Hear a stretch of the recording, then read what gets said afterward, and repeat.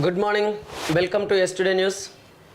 ఈరోజు ప్రధాన పేపర్లోని ప్రధాన వార్తల్ని చదివే ముందు మన ఎస్టుడే తెలుగు సత్యమను నిత్యం అనే ఛానల్ని సబ్స్క్రైబ్ చేసుకోగలరు. అదేవిధంగా మీకు నచ్చిన అంశాలు ఉంటే ఖచ్చితంగా లైక్ చేయండి. లైక్ చేయడం ద్వారా మన ఛానల్ని మీరు ప్రమోట్ చేసిన వాళ్ళు అవుతారు.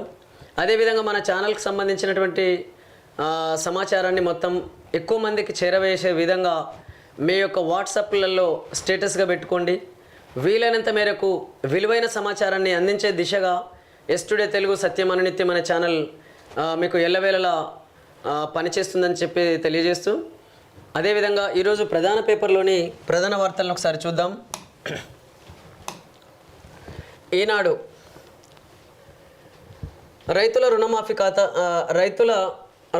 రుణ ఖాతాల్లోకి రేపే మాఫీ సొమ్ము 1,00,000 వరకు జమ. పాస్ పుస్తకం ఆధారంగానే రుణమాఫీ. కుటుంబ నిర్ధారణకే రేషన్ కార్డు లేకున్నా వర్తింపు. సీఎం రేవంత్ వెల్లడి.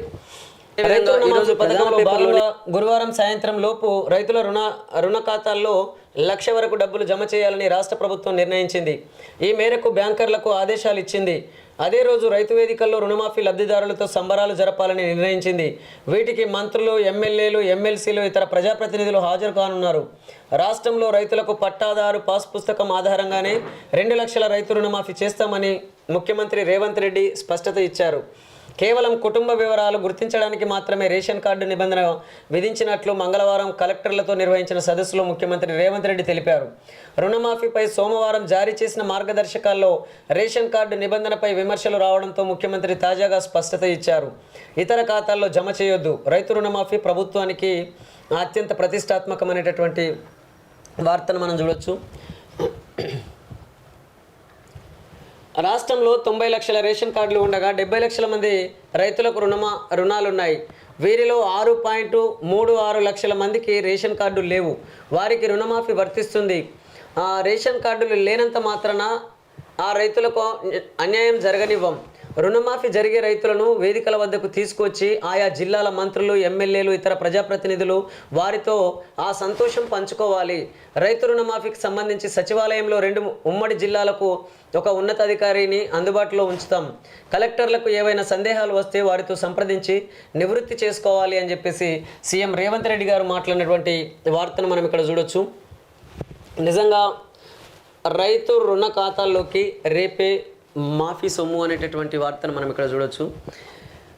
రాష్ట్ర ప్రభుత్వం ఎట్టకేలకు అంటే పట్టాదారు పాస్ పుస్తకాల ఆధారంగానే 2,00,000 రైతు రుణ మాఫీ చేయబోతున్నామని చెప్పేసి ఇక్కడ మనం ఈ వార్తను బట్టి చూస్తే మనకు అర్థమవుతుంది. కాబట్టి ఇంతకుముందు రేషన్ కార్డు ఆధారంగానే లేదా ఇతరత్ర కండిషన్స్ పెట్టి వీలైనంత మేరకు అంటే తగ్గిస్తుందేమో అని చెప్పేసి భావించారు రాష్ట్ర ప్రజలు, రాష్ట్ర రైతాంగం. కానీ మొత్తం మీద అయితే పట్టాదారు పాస్ పుస్తకాల ఆధారంగానే రైతులకు రుణమాఫీ జరగబోతుందనే ఈ వార్తను చూస్తే ఇది ఒక రకమైన సంతోషకరమైన వార్తనే అయినప్పటికీ ఇంకా కూడా ప్రజలకు ఒక అయోమయం అనేది అయితే ఉన్నది. నిజంగా 2,00,000 రైతు రుణమాఫీ పూర్తయ్యే వరకు మరి ఎవరికి పూర్తవుతుంది, ఎంతమందికి పూర్తవుతుంది, మరి ఇంకా దీనివల్ల ఇంకెవరికన్నా పూర్తిగా అన్నటువంటి వాళ్ళకి ఇంకేమైనా సమస్యలు తలెత్తే అవకాశం ఉంది. ఇట్లాంటి అనేక భిన్నాభిప్రాయాలు అయితే వ్యక్తమవుతున్నాయి. అదేవిధంగా ప్రజాహిత పాలనే ప్రభుత్వ లక్ష్యం. పథకాలు, కార్యక్రమాలు చివరి లబ్ధిదారు వరకు చేర్చాలి. ఆరోగ్యశ్రీకి రేషన్ కార్డులతో ముడిపెట్టొద్దు. కలెక్టర్ల సదస్సులో సీఎం రేవంత్. క్షేత్రస్థాయిలో పర్యటించి ప్రజలతో మమేకం కావాలని సూచన. చూడాలి మరి ప్రజాహిత పాలనే ప్రభుత్వం లక్ష్యం అంటున్నారు. కానీ ఇప్పటికీ నిరుద్యోగులకు నిరుద్యోగులకు ఉద్యోగాలు లేక, ఉపాధి అవకాశాలు లేక ఇప్పటికే చాలామంది రోడ్ల మీదకి వచ్చి పోరాడుతున్నటువంటి పరిస్థితి ఉన్నది. మరి ఇంకా రాబోయే రోజులలో కాంగ్రెస్ పార్టీ ప్రభుత్వంలో ఏర్పడినటువంటి మన తెలంగాణ రాష్ట్ర ప్రభుత్వం ఏ విధంగా ప్రజాపాలన అందించబోతుందో చూడాలి.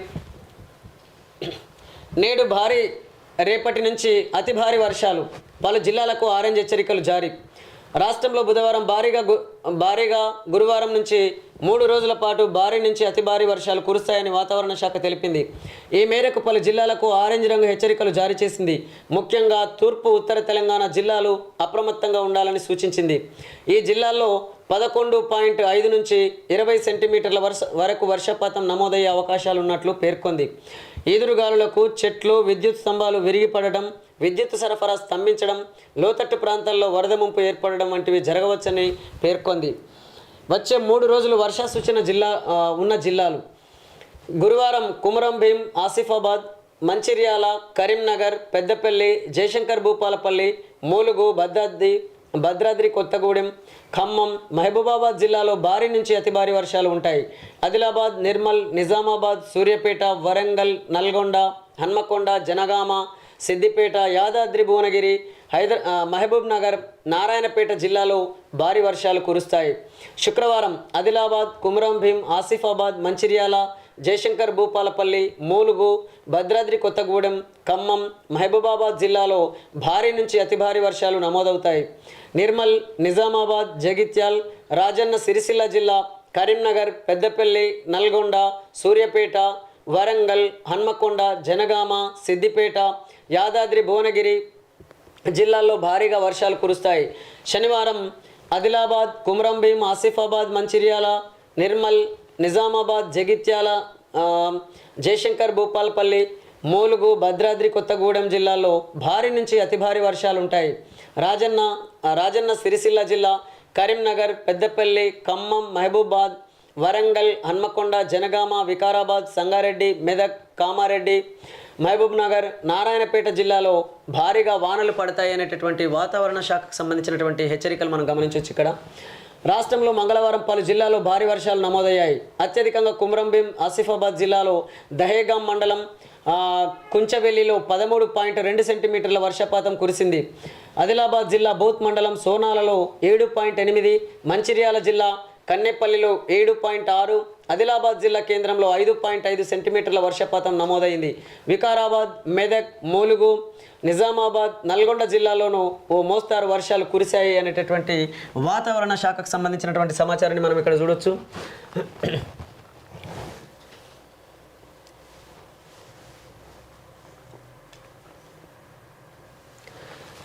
విద్యుత్ విచారణ కమిషన్ చైర్మన్ను మార్చండి. రాష్ట్ర సర్కారుకు సుప్రీంకోర్టు ఆదేశం. జస్టిస్ నరసింహారెడ్డి నిష్పాక్షితపై కేసీఆర్ అనుమానం. విలేకరుల సమావేశంలో చేసిన వ్యాఖ్యలు విచారణపై ప్రభావం చూపేలా ఉన్నాయని వాదన. ఆయన్ని మార్చాలని సిజేఐ జస్టిస్ చంద్రచూడ్ సూచన అంగీకరించిన రాష్ట్ర ప్రభుత్వం అనంతరం రాజీనామా చేస్తున్నట్లు కోర్టుకు లేఖ పంపిన జస్టిస్ నరసింహారెడ్డి ఆగిన చోట నుంచి విచారణ కొనసాగించేందుకు కొత్త చైర్మన్కు సిజేఐ వెసులుబాటు. కమిషన్ ఏర్పాటు నోటిఫికేషన్ను కొట్టేయాలన్న కేసీఆర్ వినతిని పరిగణనలోకి తీసుకొని కోర్టు అనేటటువంటి వార్తను మనం ఇక్కడ చూడవచ్చు. జూన్ 11న కమిషన్ విడుదల చేసిన పత్రికా ప్రకటన విచారణలో ఏం జరిగిందని చెప్పడానికి మాత్రమే పరిమితం కాలేదు. అందులో కేసు మెరిట్స్పై అభిప్రాయాలు వ్యక్తం చేశారు. అవి నేరుగా విచారణపై ప్రభావం చూపేలా ఉన్నాయి. విచారణ పూర్తి కాకముందే, అందరి వాదనలు వినకముందే ఫలానా మొత్తంలో నష్టం జరిగిందని ఎలా చెప్పగలరు? న్యాయమూర్తిగా పనిచేసిన వ్యక్తి తాను విచారించబోయే అంశాలపై అభిప్రాయాలను వ్యక్తం చేయడం కొంత అనుచితంగా కనిపిస్తుంది అని చెప్పేసి సిజేఐ చంద్రచూడ్ గారు చేసినటువంటి వ్యాఖ్యల్ని మనం ఇక్కడ చూడవచ్చు. ఛత్తీస్గఢ్ నుంచి విద్యుత్ కొనుగోలుకు Yadadri Bhadradri sub critical thermal విద్యుత్ కేంద్రాల ఏర్పాటుకు తెలంగాణలో గత ప్రభుత్వం తీసుకున్న నిర్ణయాలపై విచారణ చేయడానికి రేవంత్ రెడ్డి ప్రభుత్వం ఏర్పాటు చేసిన విచారణ కమిషన్ చైర్మన్ పదవి నుంచి జస్టిస్ ఎల్ నరసింహారెడ్డిని మార్చాలని సుప్రీంకోర్టు ఆదేశించింది. అదే సమయంలో విచారణ కమిషన్ ఏర్పాటు నోటిఫికేషన్ను సైతం కొట్టేయాలన్న కేసీఆర్ వినతిని పరిగణనలోకి తీసుకోలేదు. ఈ పరిణామాల నేపథ్యంలో కమిషన్ చైర్మన్ పదవి నుంచి వైదొలుగుతున్నట్లు జస్టిస్ ఎల్ నరసింహారెడ్డి తన రాజీనామా లేఖను న్యాయవాది ద్వారా సుప్రీంకోర్టుకు సమర్పించారు. కమిషన్ ఏర్పాటు, దాని చైర్మన్ నిష్పాక్షికతను సవాలు చేస్తూ మాజీ సీఎం కేసీఆర్ సుప్రీంకోర్టులో దాఖలు చేసిన పిటిషన్ మంగళవారం ఉదయం ప్రధాన న్యాయమూర్తి జస్టిస్ డివై చంద్రచూడ్ నేతృత్వంలో ధర్మాసనం ఎదుట విచారణకు వచ్చింది అనేటటువంటి వార్తను మనం చూడొచ్చు. విచారణ కమిషన్ నివేదిక పూర్తయింది. కోర్టులో కేసు ఉండడంతో సమర్పించలేదు. జస్టిస్ నరసింహారెడ్డి చేసినటువంటి వాక్యం. అమెరికా ఉపాధ్యక్ష అభ్యర్థి వాన్స్ తెలుగుంటి అల్లుడే. అమెరికా ఉపాధ్యక్షుడిగా రిపబ్లికన్ పార్టీ తరఫున పోటీ చేసేందుకు ఎంపికైన జేడీ వాన్స్ తెలుగుంటి అల్లుడే. ఆయన సతీమణి ఉషా చిలుకూరి స్వగ్రామం ఆంధ్రప్రదేశ్ రాష్ట్రం కృష్ణా జిల్లా పామర్రుకు సమీపంలోని కుగ్రామం. వాన్స్ ఆమెను ప్రేమ వివాహం చేసుకున్నారు. మరి ఆ కుటుంబం అమెరికాకు ఎప్పుడు వెళ్ళింది? ఉషా విద్యాభ్యాసం ఎక్కడ సాగింది? వాన్స్తో ఆమె ప్రేమ వివాహం ఎక్కడ మొదలైంది అనేది సమగ్ర కథనం వసుంధరలో ఉన్నది అని చెప్పేసి వార్తను చూడొచ్చు. మొత్తం మీద అమెరికా ఉపాధ్యక్ష అభ్యర్థి వాన్స్ తెలుగింటి అల్లుడు అనేటటువంటి వార్త. అంటే మొత్తం మీద తెలుగు రాష్ట్రాల నుంచి వెళ్ళినటువంటి వాళ్ళు, తెలుగు రాష్ట్రాల నుంచి వెళ్ళి అమెరికా దేశంలో సెటిల్ అయినటువంటి వాళ్ళు కావచ్చు, లేదా అక్కడ పనులైతే వెళ్ళి అక్కడే కోడళ్ళుగా, అక్కడి వాళ్ళని పెళ్ళిళ్ళు చేసుకొని అక్కడ కోడలుగా ఉన్నటువంటి వాళ్ళు చాలామంది ఉన్నారు. అందులో తెలుగుంటి అల్లుడు అయినటువంటి వాన్స్కి ఇవాళ అమెరికా ఉపాధ్యక్ష అభ్యర్థిగా సెలెక్ట్ అంటే చేసినటువంటి పరిస్థితిని మనం ఈ వార్తల ద్వారా చూడవచ్చు. ఏది ఏమైనా ప్రపంచవ్యాప్తంగా మన దేశంలో ఉన్నటువంటి వాళ్ళు కానీ, లేదా మన తెలుగు రాష్ట్రాల్లో ఉన్నటువంటి వాళ్ళు చాలా దేశాలలో వివిధ పనుల రీత్యా లేదా వివిధ వ్యాపారాల రీత్యా సెటిల్ అయినటువంటి పరిస్థితి ఉన్నది. పార్టీ మారిన ఎమ్మెల్యేలపై అనర్హత వేటు వేయాలని, ప్రోటోకాల్ ఉల్లంఘనపై చర్యలు తీసుకోవాలని స్పీకర్ గడ్డం ప్రసాద్ కుమార్కు ఫిర్యాదు చేస్తున్న సునీత లక్ష్మారెడ్డి, సబితా, చిత్రంలో మాధవరం కృష్ణారావు, హరీష్ రావు, పద్మారావు గౌడ్, మాణిక్ రావు, వివేకానంద్, ప్రశాంత్ రెడ్డి, సంజయ్, కేటీఆర్, ముఠాగోపాల్, కాలేరు వెంకటేష్, చింత ప్రభాకర్, మర్రి రాజశేఖర్ రెడ్డి అనే ఫోటోను చూడొచ్చు. రేవంత్ పాలనలో దుర్మార్గ పరిస్థితులు, రాష్ట్రంలో రాజ్యాంగ వ్యవస్థల దుర్వినియోగం, మా ఎమ్మెల్యేలను పార్టీ మారాలని బెదిరిస్తున్నారు, పార్టీ ఫిరాయించిన శాసనసభ్యులపై స్పీకర్కు ఫిర్యాదు చేశాం, మాజీ మంత్రి కేటీఆర్ అనేటటువంటి వార్తను చూడొచ్చు. అదేవిధంగా డైలీ అంటే మా దిశ న్యూస్ పేపర్లోని ప్రధాన వార్తలు చూద్దాం. జమ్మూ కాశ్మీర్లో ఉగ్రదాడి. జమ్మూ కాశ్మీర్లోని దోడా జిల్లా దేశ అటవీ ప్రాంతంలో ఉగ్రదాడి జరిగింది. ఈ ఘటనలో ఒక ఆర్మీ అధికారి సహా 3 జవాన్లు మృతి చెందారు. 4 సిబ్బందితో పాటు పలువురు పోలీసులు తీవ్రంగా గాయపడ్డారు. దాడిలో ఏపీకి చెందిన జవాన్ నాయక్ డి రాజేష్ ప్రాణాలు కోల్పోయారు. దాడికి పాల్పడింది తామేనని పాకిస్తాన్ ఉగ్ర సంస్థ జైషే మహమ్మద్కు చెందిన కాశ్మీర్ టైగర్స్ ప్రకటించింది. ఆర్మీ అధికారి సహా 3 జవాన్ల మృతుల్లో ఒకరు ఏపీకి చెందిన సైనికుడు. దాడికి పాల్పడింది పాకిస్తాన్ ఉగ్ర సంస్థ జైషే మహమ్మద్కు చెందిన కాశ్మీర్ టైగర్స్. సైనికుల కుటుంబాలకు అండగా ఉంటాం, రాజ్నాథ్ సింగ్. ప్రభుత్వమే బాధ్యత వహించాలి, రాహుల్ గాంధీ.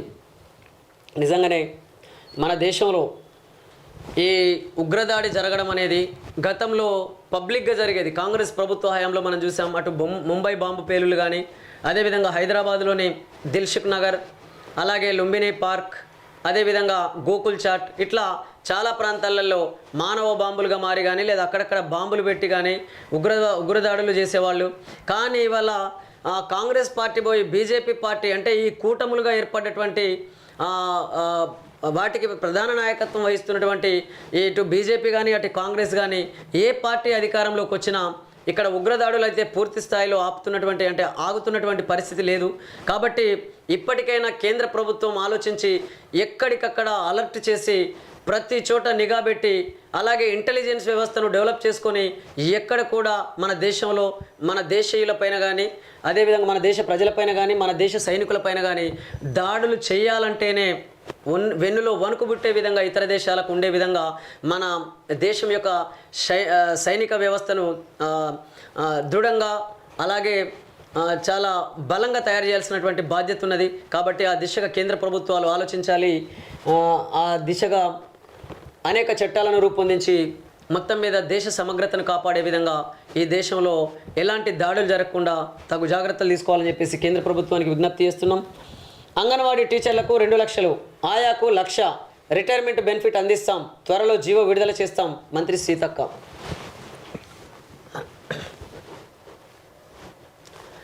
విచారణ కమిషన్ చైర్మన్ను మార్చండి, రాష్ట్ర ప్రభుత్వానికి సుప్రీంకోర్టు ఆదేశం. విద్యుత్ కొనుగోలు ఎంక్వైరీలో ప్రెస్ మీట్పై అసంతృప్తి, జడ్జీలు నిష్పక్షపాతంగా కనపడాలని సూచన. కమిషన్ యథావిధిగా కొనసాగుతుందన్న సీజే బెంచ్.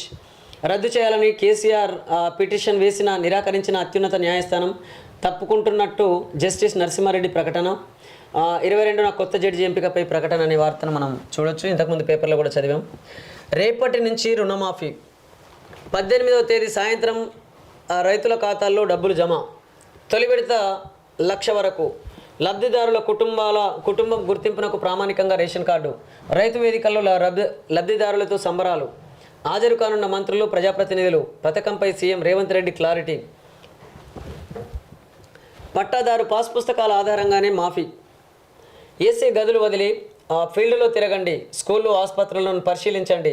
ఆగస్టు 15 లోపు ధరణి సమస్యల పరిష్కారం కావాలి. బాధితులకి ఫ్రెండ్లీ పోలీసింగ్, క్రిమినల్స్కు కాదు. కలెక్టర్ల కాన్ఫరెన్స్లో సీఎం రేవంత్ రెడ్డి అని చెప్పేసి మనం ఇక్కడ ఒకటి వార్తను గమనించవచ్చు. ఏంటంటే ఇంతకుముందు తెలంగాణ రాష్ట్రం ఏర్పడ్డ తర్వాత టీఆర్ఎస్ ప్రభుత్వ ఆధ్వర్యంలో గతంలో పోలీసులంటే తెలంగాణ ప్రజలకు ఒక రకమైన భయం ఉండేది. పోలీస్ అంటే చాలు, మనం చాలాసార్లు గ్రామీణ ప్రాంతాలలో నా చిన్నతనంలో చూశాను. అప్పుడు పీపుల్స్ వార్ పార్టీ ఉండేది.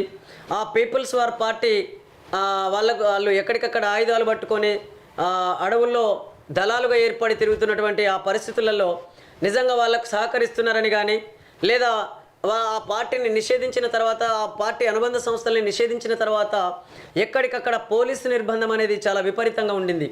నిజంగా పోలీసు వాళ్ళంటేనే ఒక భయం ఏర్పడే విధంగా అప్పటి వాతావరణం ఉండింది.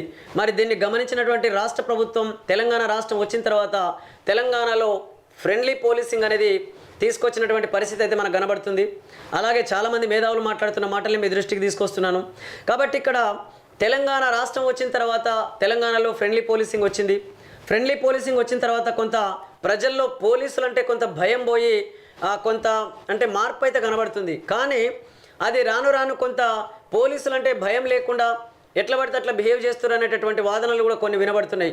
మరి అందులో భాగంగానే ఇప్పుడే మన రాష్ట్ర ప్రభుత్వం ఇలాంటి నిర్ణయాలు తీసుకుందో తెలియదు. కానీ ఏది ఏమైనా హ్యుమానిటీని డెవలప్ చేసే విధంగా ప్రభుత్వ కార్యాచరణ ఉండాలి. కానీ మీరు ఇవాళ పోలీసులు అంటే మళ్ళా గతంలో కాదా భయపెట్టే విధంగా అట్లాంటి పరిస్థితులు తీసుకురాకుండా ప్రజలలో మార్పు రావాలి, మానసికంగా మార్పు రావాలి, వాళ్ళ జీవన విధానంలో మార్పులు తీసుకొచ్చే విధంగా ప్రయత్నాలు చేయాలి. అప్పుడు పోలీసు వ్యవస్థతో అంత అవసరం కూడా ఉండదు. కానీ అలాంటి పరిస్థితులు కాకుండా బలవంతంగా ప్రజల్ని కంట్రోల్ చేస్తామనంటే ప్రజలందరినీ కంట్రోల్ చేసేటటువంటి శక్తి ఇటు ప్రభుత్వాల దగ్గర లేదు. కాబట్టి ప్రజలు తమకు తాముగా కంట్రోల్ అవుతున్నటువంటి పరిస్థితి ఉంది. వాళ్ళ కంట్రోల్లో వాళ్ళ జీవనాన్ని కొనసాగిస్తున్నటువంటి పరిస్థితి ఉంది తప్ప ఎక్కడో ఒకటి కొన్ని చెదురుమదురు సంఘటనల మినహా ప్రజలు ఈ రాష్ట్ర ప్రభుత్వానికి పూర్తిగా సహకరిస్తుంది. కాబట్టి ఈ రాష్ట్ర ప్రభుత్వం నిలబడి ఉంటుంది. ఈ రాష్ట్ర ప్రభుత్వం కానీ లేదా ఈ పోలీసు యంత్రాంగానికి కానీ ప్రజలందరూ సహకరిస్తున్నారు కాబట్టి ఈ ప్రభుత్వ యంత్రాంగం అంతా పనిచేసుకునేటటువంటి అవకాశం ఉన్నది. కానీ నిజంగా ప్రజలు తిరగబడితే లేదా ప్రజలు వాళ్ళ సమస్యలపైన గతంలో జరిగినట్లుగా విపరీతంగా పోరాటాలు కనుక చేస్తే అసలు ప్రభుత్వ సిబ్బంది కానీ ప్రభుత్వ యంత్రాంగం కానీ ప్రజల్ని కంట్రోల్ చేసే పరిస్థితి లేదు. కాబట్టి గతంలో మిగతా పార్టీల నేతలు కూడా ఇదే మాటలు చెప్పారు. కాబట్టి ఇప్పటికైనా రాష్ట్ర ప్రభుత్వం ఫ్రెండ్లీ పోలీసింగ్నే కొనసాగించండి, కానీ క్రిమినల్స్ మీద కాదు అన్నారు. అంటే బాధితులకే ఫ్రెండ్లీ పోలీసింగ్ కానీ క్రిమినల్స్ కాదు అన్నారు. క్రిమినల్స్ అని చెప్పేసి పోలీసులు ఎట్లా తేల్చగలుగుతారు? కాబట్టి క్రిమినల్స్ అని చెప్పేసి ముద్ర వేసినటువంటి వాళ్ళ విషయంలో మీరు కఠినంగా వ్యవహరించండి. కానీ అసలు అభియోగం ఉంటుంది, అంటే వీళ్ళు క్రిమినల్స్ అనో లేకపోతే వీళ్ళు నేరం చేసిరనో ఫస్ట్ అభియోగం ఉంటుంది. అది తేల్చాల్సింది న్యాయస్థానాలు కదా. న్యాయస్థానం ఎవరు క్రిమినల్ కాదనేది న్యాయస్థానాలు తెలుస్తాయి. కాబట్టి అలాంటి వాళ్ళ విషయంలో మీరు కఠినంగా వ్యవహరించిన అది కరెక్టే అవుతుంది. కానీ క్రిమినల్స్ పేరుతోని మీరు సామాన్యులను కూడా మీరు అంటే వాళ్ళ పట్ల కూడా కఠినంగా వ్యవహరిస్తామనంటే మళ్ళీ గతంలో కాదా పోలీసులు అంటేనే భయపడే పరిస్థితి ఎక్కడ తీసుకొస్తారు అనేటటువంటి అనేక భిన్నాభిప్రాయాలు వ్యక్తం చేస్తున్నటువంటి చాలామంది తెలంగాణ ప్రజలున్నారు, తెలంగాణ బిడ్డలు ఉన్నారు. కాబట్టి ఆ విషయాలని మీ దృష్టికి తీసుకొస్తున్నాను. కాబట్టి గతంలో కాదా తెలంగాణ రాష్ట్రం రాకముందు పోలీసులు అంటే భయం ఉండే విధంగా ఏ విధంగా అయితే ఆ వాతావరణం ఉండిందో, భయానక వాతావరణం ఉండిందో అలాంటి పరిస్థితి తీసుకురాకుండా ఇప్పటికీ రాష్ట్ర ప్రభుత్వం సామరస్యంగా అదేవిధంగా మంచి ఆలోచనలతోని ఒక హ్యుమానిటీని డెవలప్ చేసే విధంగా ప్రయత్నం చేయాలని చెప్పేసి రాష్ట్ర ప్రభుత్వానికి విజ్ఞప్తి చేస్తున్నాం. 10 మంది ఎమ్మెల్యేలపై అనర్హత వేటు వేయండి. పార్టీ బీఫామ్పై గెలిచి ఫిరాయింపులకు పాల్పడ్డారు. ప్రోటోకాల్ ఉల్లంఘనకు పాల్పడిన ఆఫీసర్లపైన యాక్షన్ తీసుకోండి. స్పీకర్ గడ్డం ప్రసాద్కు బీఆర్ఎస్ శాసనసభ్యుల వినతి. బీఆర్ఎస్ బీఫామ్పై గెలిచి పార్టీ ఫిరాయింపులకు పాల్పడిన 10 మంది ఎమ్మెల్యేలపై అనర్హత వేటు వేయాలని కోరుతూ గులాబీ ఎమ్మెల్యేలు మంగళవారం స్పీకర్ గడ్డం ప్రసాద్కు పిటిషన్ అందజేశారు. తమ పార్టీ ఎమ్మెల్యేలు గెలిచిన నియోజకవర్గాల్లో ప్రోటోకాల్ ఉల్లంఘనకు పాల్పడుతున్న ఆఫీసర్లపైన యాక్షన్ తీసుకోవాలని కోరారు అనేటటువంటి వార్తను మనం చూడొచ్చు. కానీ నాకు ఒక డౌటు, చాలామంది మేధావులు కూడా మాట్లాడుతున్నటువంటి డౌట్ని ఇక్కడ మనం గమనించాలి. పార్టీ బీఫామ్పై గెలిచి ఫిరాయింపులకు పాల్పడ్డారు కాబట్టి 10 మంది ఎమ్మెల్యేలపై అనర్హత వేటు వేయండి అని చెప్పేసి అంటున్నారు. అంటే ఇక్కడ పార్టీ బీఫామ్కు ఎంత వాల్యూ ఉంది, ఎంత ప్రాముఖ్యత ఉన్నది, మరి ప్రజలు వేస్తున్నటువంటి ఓట్లకు ఎంత ప్రాముఖ్యత ఉన్నదో మనం ఇక్కడ ఒక క్షణం ఆలోచించాల్సిన అవసరం ఉన్నది. ఇవాళ పార్టీ బీఫామ్పై గెలిచిన వాళ్ళను వాళ్ళు అనర్హులని ప్రకటిస్తున్నారు. మరి ఈ పార్టీ బీఫామ్లు ఇస్తున్న వాళ్ళు ఎవరు కంటిన్యూగా ఆ పార్టీ బీఫామ్లు ఇచ్చేటటువంటి ఆ పరిస్థితులలో ఉన్నారు అంటే ఆ కుటుంబ యజమానులు, లేదా ఆ తండ్రి తర్వాత కొడుకు వచ్చేటటువంటి పరిస్థితి. ఆ కుటుంబం చేతుల్లో ఆ పార్టీలు ఉంటున్నాయి కొన్ని పార్టీల తీరు చూస్తే. కాబట్టి ఇప్పుడు ఆ అధ్యక్ష పదవిలో వాళ్ళే కంటిన్యూగా కొనసాగుతూ ఇక వాళ్ళు ఇచ్చే బీఫామ్లు మిగతా సామాజిక వర్గాల ప్రజలందరూ తీసుకుంటూ ఇక వీళ్ళు ఎప్పుడు సెకండ్ శ్రేణి నాయకులుగానే ఉండిపోవాలన్నా? మరి అలాంటి వాళ్ళ మీద చట్టపరమైన చర్యలు తీసుకోవద్దాం. కాబట్టి ఇక్కడ మీ పార్టీ కూడా మీ అధ్యక్ష పదవిని ఒక బీసీ బిడ్డకి ఎందుకు ఇయ్యరు, ఒక ఎస్సీ బిడ్డకి ఎందుకు ఇయ్యరు, ఒక ఎస్టీ బిడ్డకి ఎందుకు ఇయ్యరు, లేదా ఓసీలో ఉన్న మిగతా సామాజిక వర్గాలకు సంబంధించినటువంటి ప్రజలకు ఎందుకు ఇయ్యరు మీ పార్టీ అధ్యక్ష పదవి? మరి దాని మీద కూడా కంప్లైంట్ చేసి ఖచ్చితంగా మీ పార్టీ అధ్యక్ష పదవిని మీరెందుకు మార్చాలని చెప్పేసి మీ పార్టీలో మాట్లాడారు. ఇది ఒక మీ పార్టీగా చెప్పట్లేదు. ఇలాంటి అవకతవకలకు పాల్పడుతున్నటువంటి వాళ్ళు, కుటుంబ రాజకీయాలకు పాల్పడుతున్నటువంటి వాళ్ళు, ధన రాజకీయాలకు పాల్పడుతున్నటువంటి వాళ్ళందరికీ కూడా ఈ విషయం వర్తిస్తుందని చెప్పేసి అనేక మంది ప్రజలు మాట్లాడుతున్నారు, అనేక మంది మేధావులు మాట్లాడుతున్నటువంటి మాటల్ని మీ దృష్టికి తీసుకొస్తున్నాను. కాబట్టి ఇక్కడ పార్టీ బీఫామ్కు వాల్యూ ఉన్నది కాబట్టి ఇక్కడ మా పార్టీ బీఫామ్ ద్వారా గెలిచినటువంటి వాళ్ళను అనర్హులుగా ప్రకటించాలని చెప్పేసి మీరు గౌరవనీయులైనటువంటి స్పీకర్ గడ్డం ప్రసాద్ గారికి విజ్ఞప్తి చేయడం అనేది జరుగుతుంది. కాబట్టి ఎన్నికల వ్యవస్థలో మార్పు రావాలి. బీఫామ్కు వాల్యూ ఇవ్వడం కాదు, ప్రజల ఓటుకు బలం ఉండాలి, ప్రజలే సెలెక్షన్ చేయాలి, ప్రజలే ఎలక్షన్ చేసేటటువంటి వ్యవస్థను మనం నిర్మాణం చేసుకున్నప్పుడే ఈ పార్టీ ప్రభావం తగ్గి ప్రజల ప్రభావం పెరుగుతుంది, ప్రజాస్వామ్యం యొక్క విలువలు పెరిగే అవకాశం ఉన్నదని చెప్పేసి అనేక మంది మేధావులు మాట్లాడుతున్న మాటల్ని మీ దృష్టికి తీసుకొస్తున్నాను. రేపు డిఎస్సి ఎగ్జామ్ వచ్చే నెల 5వ తేదీ వరకు నిర్వహణ. ప్రతిరోజు 2 షిఫ్ట్లు, మొత్తం 2,79,956 అప్లికేషన్లు, 14 జిల్లాల్లో 56 సెంటర్లు అనే వార్తను మనం ఇక్కడ చూడొచ్చు. రేపటి నుంచి వచ్చే నెల 5వ తేదీ వరకు డిఎస్సి పరీక్షలు జరగనున్నాయి. ప్రతిరోజు 2 షిఫ్టుల్లో ఎగ్జామ్స్ నిర్వహించనున్నారు. దీనికి గాను 14 జిల్లాలో 56 సెంటర్లను ఏర్పాటు చేశారు. పరీక్ష రాసే వారికి ఎలాంటి ఇబ్బందులు కలగకుండా అధికారులు అన్ని ఏర్పాట్లు పూర్తి చేశారు అనేటటువంటి వార్తను మనం చూడొచ్చు. మరి చూడాలి, డిఎస్సి వాయిదా వేయాలని చెప్పేసి ఒకవైపు నిరుద్యోగులు పోరాటం చేస్తున్నారు, మళ్ళీ ఇక్కడనేమో ఎగ్జామ్ జరగబోతుందని చెప్పేసి వార్తను మనం ఇక్కడ చూస్తూనే ఉన్నాం. సుప్రీంకోర్టుకు 2 న్యాయమూర్తులు కొత్తగా నియామకం, ఆమోదిస్తూ రాష్ట్రపతి ద్రౌపది ముర్ము ఉత్తర్వులు. మణిపూర్ నుంచి తొలి జడ్జిగా ఎన్ కోటేశ్వర్ సింగ్ రికార్డు. సుప్రీంకోర్టుకు 2 కొత్త న్యాయమూర్తులు నియామకమయ్యారు. Justice N Koteshwar Singh, justice R Mahadevan నియామకాలను రాష్ట్రపతి ద్రౌపది ముర్ము ఆమోదిస్తూ ఉత్తర్వులు జారీ చేశారు. వీరి నియామకంతో సుప్రీంకోర్టులో న్యాయమూర్తుల సంఖ్య ప్రధాన న్యాయమూర్తి సిజేఐ డివై చంద్రచూడ్తో కలిపి 34కు చేరింది అనేటటువంటి వార్తను మనం చూడవచ్చు. ఇక అమెరికా ఉపాధ్యక్ష బరిలో తెలుగింటి అల్లుడు అని చెప్పేసి ఇక్కడ ఫోటోను కూడా చూడొచ్చు. మనం ఇంతకుముందు పేపర్లో కూడా చదివాం.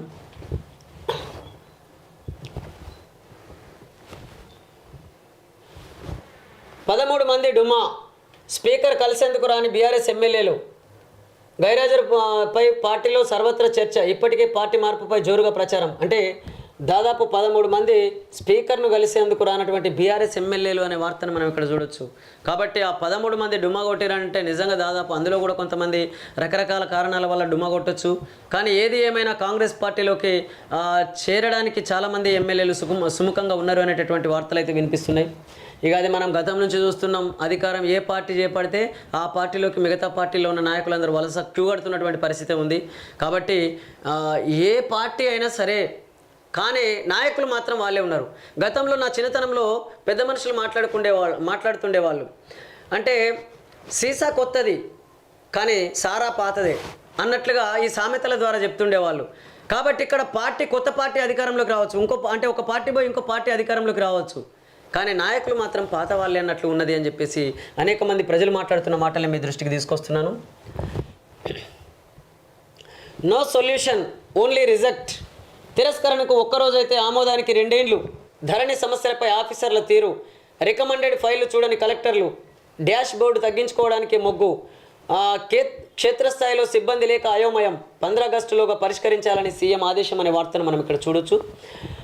పెండింగ్లో ఉన్న ధరణి దరఖాస్తులను పరిశీలించేందుకు అధికారులు మీనామేషాలు లెక్కిస్తున్నారు. 2-3 ఏళ్లుగా పేరుకుపోయిన అప్లికేషన్లకు సొల్యూషన్స్ చూపకుండానే దరఖాస్తుల సంఖ్య తగ్గించి చూపించే ప్రయత్నాలు చేస్తున్నారు. అప్లికేషన్ను రిజెక్ట్ చేస్తూ డాష్ బోర్డు తగ్గించుకోవడానికే ఆఫీసర్లు ఎక్కువగా మొగ్గు చూపుతున్నట్లు తెలుస్తున్నది. దీంట్లో భాగంగా ప్రతిరోజు ఒక్కో మండలంలో 30 నుంచి 40 క్లియర్ చేసినట్లుగా లెక్కల్లో చూపుతున్నారు. కానీ ఆ స్థాయిలో ఫైళ్లు క్లోజ్ అయిన దాఖలాలు కనిపించడం లేదు అనే వార్తను మనం ఇక్కడ చూడొచ్చు. అంటే no solutions, only reject.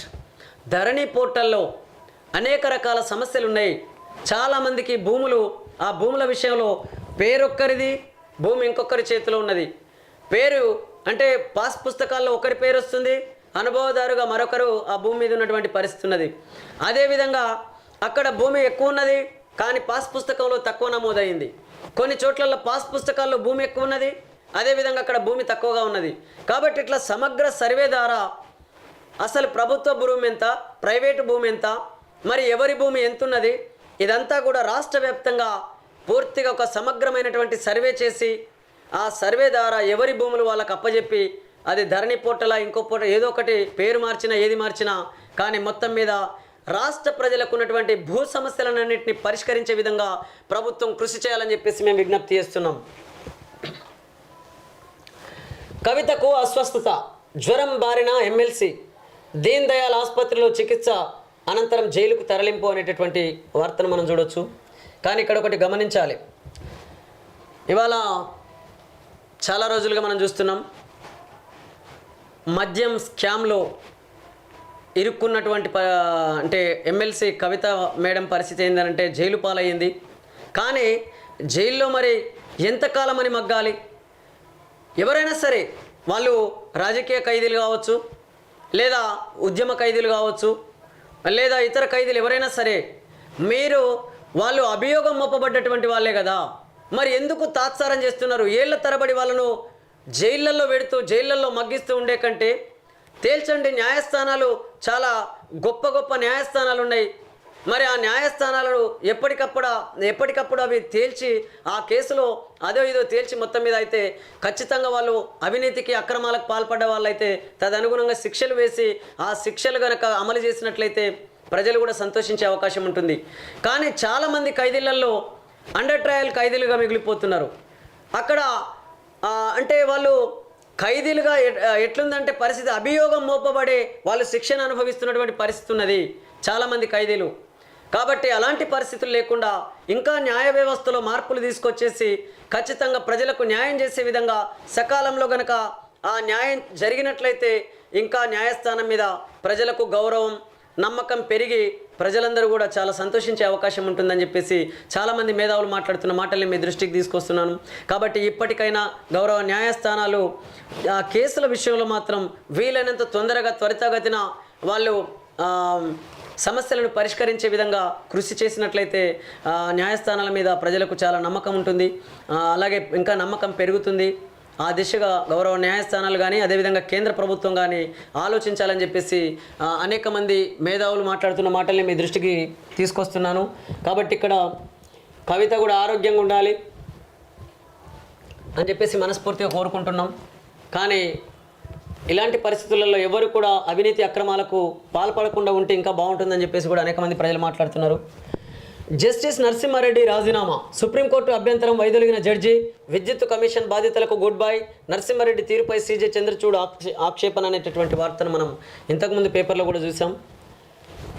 పాస్బుక్కే final, ration కార్డులు లేని 6.36 లక్షల మంది రైతులకు కూడా రుణమాఫీ వర్తింపు. గురువారం సాయంత్రం 4 గంటల వరకు 1 లక్ష మాఫీ, నిధులు ఖాతాల్లోకి. రేషన్ కార్డుతో సంబంధం లేకుండా ఆరోగ్యశ్రీ వర్తింపు, సీఎం రేవంత్ రెడ్డి అనేటటువంటి వార్తను మనం చూడవచ్చు.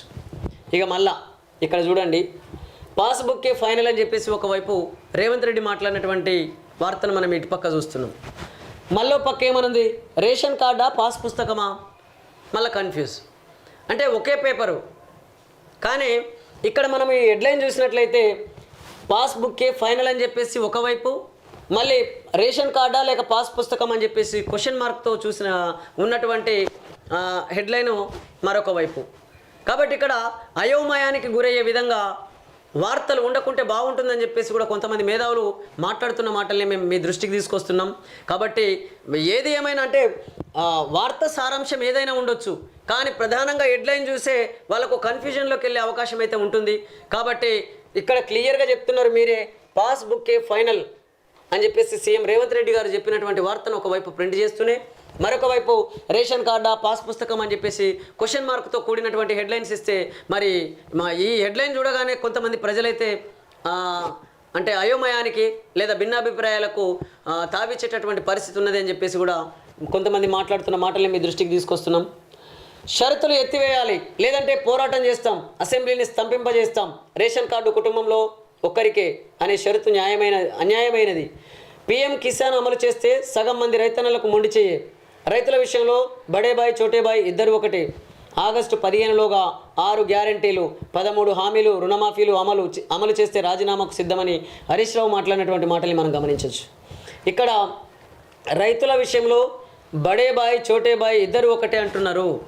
కానీ ఎన్నికల వ్యవస్థలో మనం గమనించినట్లయితే బడేబాయ్ చోటేబాయ్ కాదు, ఏ బాయ్ అయినా సరే, ఏ బాయ్ వచ్చినా సరే నా రైతుల సమస్యలు, నా ప్రజల సమస్యలు, నా కార్మికుల సమస్యలు, నా మహిళల సమస్యలు, అదేవిధంగా ప్రభుత్వ ఉద్యోగుల సమస్యలు కూడా పూర్తి స్థాయిలో పరిష్కరించబడుతున్నటువంటి పరిస్థితి లేదు అనంటే దీనికి కారణం ఈ రాజకీయ వ్యవస్థలో ఉన్నటువంటి లోపాల కారణంగానే, ఈ ధన రాజకీయాల కారణంగానే, ఈ కుటుంబ రాజకీయాల కారణంగానే, ఈ వారసత్వ రాజకీయాల కారణంగానే ఈ పరిస్థితులు తలెత్తుతున్నాయని చెప్పేసి అనేక మంది మాట్లాడుతున్నటువంటి మాటల్ని మీ దృష్టికి తీసుకొస్తున్నాం.